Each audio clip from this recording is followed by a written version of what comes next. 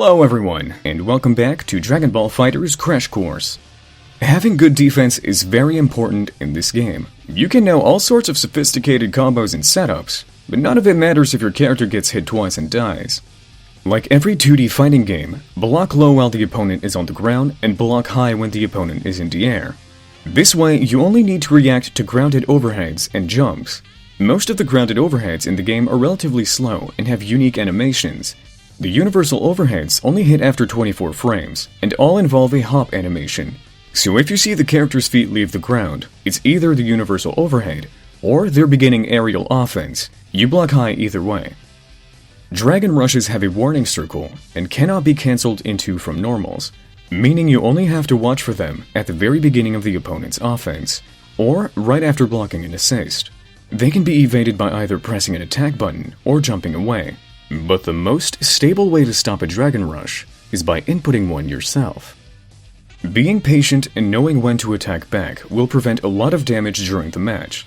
That said, you can and will be put into situations that are difficult to assess, and setups that seem extremely strong. In such cases, replicate them in training mode, and test which of the large array of defensive mechanics can counter them. You have a lot of defensive options to try in this game. Let's go over a few.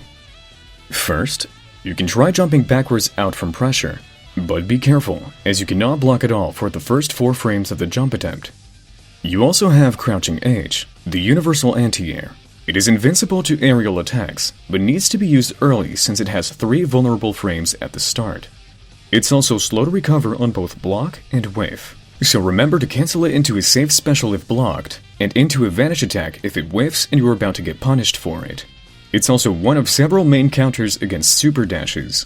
Speaking of super dashes, we'll cover this mechanic and all the ways you can stop it in a future episode.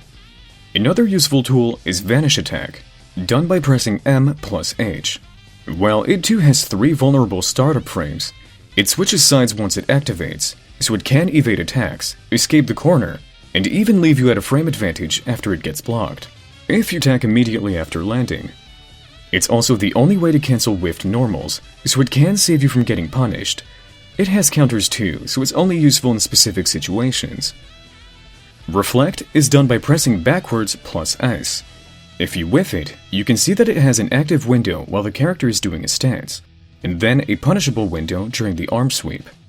The active window starts from the very first frame, making it a great tool under pressure and during wake-up. It counters both highs and lows, and if successful, the character becomes fully invincible until the offense ends and pushes the opponent away. Some characters have Invincible Specials, which on block can be cancelled into supers or into Vanish Attack, making them hard to punish.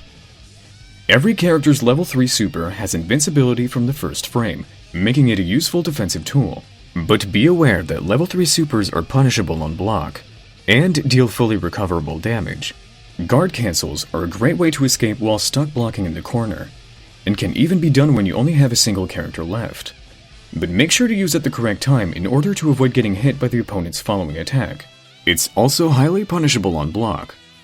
The normal Z change can evade attacks as well, but it's pretty risky to just throw out when you are not completely sure what the opponent is going to do next. The activation of Sparking Blast is invincible from the very first frame and can blow the opponent away, giving you some space. If you are getting hit in the air, you can hold a button plus a direction to tech as soon as possible in your direction of choice. You can tech right, left, up, or down. From both the normal knockdown and the slide effect, you have 5 different ways of getting up. You can tech neutral by not pressing anything or by holding back. Tech forward by holding forward, tech upwards by holding up, stay on the ground a little longer than usual by briefly holding down, and stay on the ground longer still by holding down for a longer period of time. From the normal knockdown, you can even hold down to prevent the neutral tech, and then use different tech options from there. Mixing how you tech in the air and how you get up from the ground will make it very hard to trap you with dangerous setups. We covered a lot of options, so be sure to keep them in mind. There are even more defensive possibilities, but these should cover many of the frustrating scenarios you'll encounter. If you found the video useful, please make sure to subscribe for more episodes. See you next time! 何が出るかな